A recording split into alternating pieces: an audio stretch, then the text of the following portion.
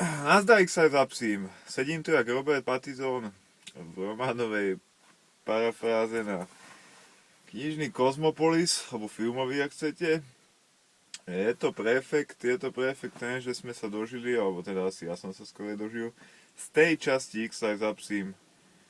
Tá časť X-Live zapsím, kto by to bol povedal, keď som tento videoblog vlastne rozbiehal v roku 2009 s tým, že som chcel pre náš web prinášať nejaké tie informácie, zrobiť súhrn informácií. Tak to celé začalo, tak to vzniklo.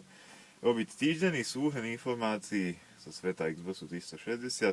Potom sa tento blog pretransformoval viac do akejsi prezentácie hier, ktoré by vás mohli zaujímať, alebo ktoré by vás nikdy nezaujímali, alebo ste si ich nekúpili a chceli by ste vedieť, ako sa hrajú a aký mám na ne názor. Takže z toho vznikol celková myšlenka X-Live zapsím. Zažili sme aj kopu srand, zažili sme aj kopu nudných chvíľok, taký je život a taký bol aj tento videoblog a taký bol jeho životný cyklus. Tá časť spočítam takto z hlavy za celý svoj kvázi kariérny život toho kvázi novinára na amatérskej scéne internetu som mal rozbehnutých celkovo 4 videoblogy, 5 videoblogov a z toho v súčasnosti žijú iba 2.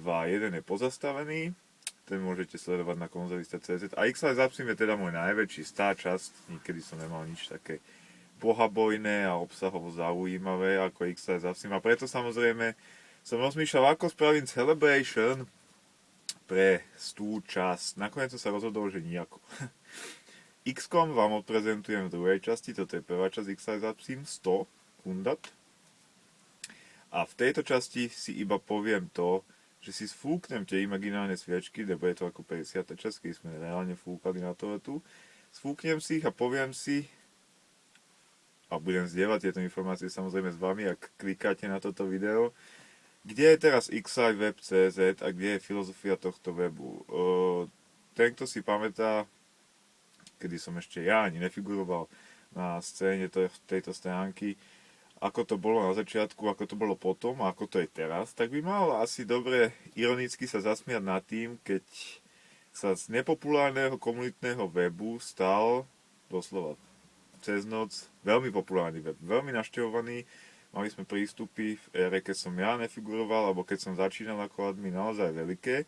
A po prechode na X-Live web.cz sa z toho stala taká zaujímavá mašinka, ktorá sa rozbiehla, avšak v súčasnosti už je hrdzavá, zadusená, niekde pred Moskvou v zime zmrzla a skončila. Je to efekt webu. A je to možno aj tým, že životný cyklus konzol umelo naťahovaný aj zo strany Microsoftu proste už nie je tak populárny a na dnešnej scéne internetovej figuruje toľko stránok, že málo ktorý hráč, ktorý si kúpi konzolu teraz, tak hľadá nejaký komunitný web po X-Live zapsím. To je úplná stupidita. Ja som sa k X-Live dostal, takže som si chcel pripojiť Xbox v jeho začiatku na internet a dostal som sa na X-Live.cz, vtedy ešte X-Live, dneska X-Live web pod nami. Takže takouto náhodou som sa tam ja dostal a takou náhodou už samozrejme veľa ľudí sa dostať k nám v nejakom väčšom počte nemôže a všetci sú na tých populárnejších weboch dobre známych vám, ja ich menovať nebudem. A to nie je žiadny plač nad tým, že kam sme to z X-Live dotáhli.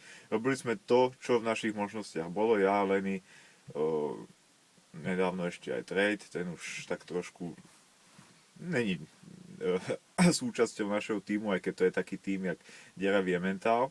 Píšeme len samozrejme ja a Lenny. Trade a Musa sa starajú o technickú stránku. Ak sa nejaký technický problém vyskytne, tak samozrejme ho odstránia. Za to im ďakujeme. A X-Live možno aj v tejto válkovej bubline našich neschopností vám prinášať aktuálne recenzie, lebo nie je nič čas po robote, tak píšeme novinky, ktoré nájdete aj inde. A je to už len o tom, že a teraz tá irónia, že tí, čo všetci plakali, keď sme prešli na xlive.cz a hovorili, Ježišmaja, veľký to bolo také dobre, ako tu bol ten a ten, boli sme taká rodina, taká komunita a teraz sú tu sami noví, bla bla bla bla. A presne tento efekt sa teraz vrátil. xlive.cz je stránka, kam chodí denne si pre informácie nula, naozaj, na našu stránku pochybujem, že chodí niekto hľadať informácie z hier, to musí byť naozaj minimum počtu. A všetci tí ostatní, ktorí tam chodia diskutovať do chatu, tak všetkých reálne, my sa osobne reálne poznáme zo zrazov, takže to je presne tá komunita, ktorú blahorečenie všetci tí, ktorých ja menovať nebudem, rokov dozadu chceli tam mať na tom X-Live. Chceli tam mať tých svojich kamarátov a odišli z toho webu preto, lebo tam už boli noví hráči, alebo noví návštevníci, ktorí im teda vadili, neviem akým spôsobom, to je jedno. No a tu je teraz ten efekt, že v Xlive.cz je komunitný web, v tom pravom slova zmysle chodia tam ľudia, ktorí sa poznajú.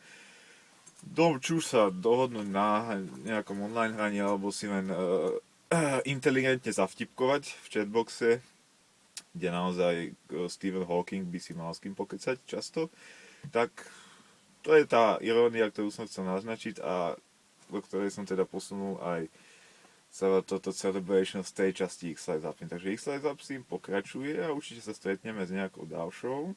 Možno už to ale bude aj s novou generáciou, keďže negarantujem, že ja teraz budem naďalej kupovať hry na Xbox 360, keďže prichádza do mojej rodiny Nintendo Wii U 3011 a budem sa sústrediť zase na tú platformu, lebo je to konečne zažehnutá nová éra, aj keď niekto to označuje za technicky súčasný Next Gen. To je síce pravda, ale reálne fakty sú také, že Víčko bylo Xboxu a PS3 a teraz je nová generácia Víčko, takže s tým musíte rátať a budúci rok budú ohlásené jak PlayStation 4, tak sa očakáva teda, že aj Xbox nový, či už sa bude aj 720 alebo nejaká iná číselný hlavolám.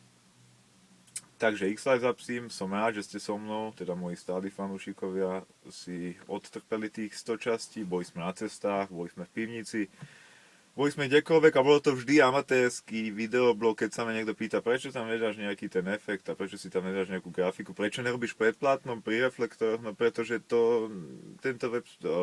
tento blog sa nikam nikdy neposúval, ani sa nechcel nikam posúvať, bol to proste amatérsky blog o spravodajstve z hier jedného hráča, ktorý čírov náhodou raz hľadal spôsob, ako pripojiť Xbox 360, dostal sa na xlive.cz a už odtiaľ neodišiel. X-Live Zapsim, tá časť, počítaj si druhú časť s X-Comom, Enemy Muknou.